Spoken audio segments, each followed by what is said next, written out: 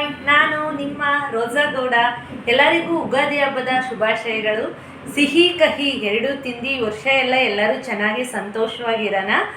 ಉಗಾದಿ ಹಬ್ಬ ಅಂತಂದೇಳಿ ಒಬ್ಬಟ್ಟು ಮಾಡೋಣ ಅಂತಂದೇಳಿ ನೋಡಿ ಬೇಳೆ ಹಾಕಿ ಬೇಯಿಸ್ತಾ ಇದ್ದೀನಿ ತಪ್ಪಲೆಯಲ್ಲಿ. ಹಂಗೆ ಒಂದು ಕಡೆ ಪೂಜೆ ಸಾಮಾನೆಲ್ಲ ತೊಳೆದ್ಬಿಟ್ಟೆ.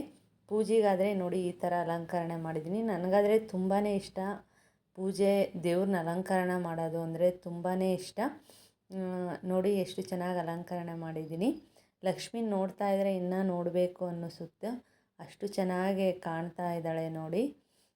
ಹಂಗೆ ಇನ್ನೇನು ಪೂಜೆ ಆಯಿತು, ಬೆಳಕಾಳು ಬೆಂದುಬಿಟ್ವು. ಈ ಕಡೆ ಪೂಜೆನೂ ಆಯಿತು, ಈ ಕಡೆ ಬೆಳಕಾಳು ಬೆಂದುಬಿಟ್ವು. ಅದಕ್ಕೆ ಕಾಯಿ ತುರಿ ಮತ್ತು ಬೆಲ್ಲ, ಬೇಳೆ ಎಲ್ಲ ಚೆನ್ನಾಗಿ ಮತ್ತು ಏಲಕ್ಕಿನೂ ಹಾಕಿದ್ದೀನಿ. ಎಲ್ಲ ಚೆನ್ನಾಗಿ ಅದನ್ನು ತಿರುವುತ್ತಾ ಇದ್ದೀನಿ, ಯಾಕಂದರೆ ಎಲ್ಲ ಚೆನ್ನಾಗಿ ಕಲ್ತ್ಕೋಬೇಕಲ್ಲ. ಹಂಗೆ ಅದನ್ನು ಒಂದು ಸ್ವಲ್ಪ ಹೊತ್ತು ಕುದಿಸ್ಬೇಕು. ಕುದಿಸಿದ್ರೆ ಅದರಲ್ಲಿ ಇರೋ ನೀರಿನ ಅಂಶ ಎಲ್ಲ ಬಿಟ್ಕೊಳುತ್ತೆ. ಹಂಗೆ ಅದೆಲ್ಲ ಒಂದು ಕಡೆ ಇಟ್ಬಿಟ್ಟು ಇನ್ನೇನು ಕನಕ ಕಲಸೋಣ ಅಂತಂದೇಳಿ ಆಯಿಲು ಮತ್ತು ನೀರು, ಒಂದು ಸ್ವಲ್ಪ ಉಪ್ಪು, ಒಂದು ಸ್ವಲ್ಪ ಅರಿಶಿನ ಪುಡಿ ಹಾಕ್ಕೊಂಡು ಕಲಿಸ್ತಾ ಇದ್ದೀನಿ ನೋಡಿ. ಅದ್ರ ಮೇಲೆ ಒಂದು ಸ್ವಲ್ಪ ಆಯಿಲ್ ಬಿಟ್ಟರೆ ಚೆನ್ನಾಗಿ ಮೆತ್ತಗೆ ಬರುತ್ತೆ. ಇನ್ನೇನು ಮಿಕ್ಸಿಗೆ ಹಾಕಿದೆ ಹೂರಣ.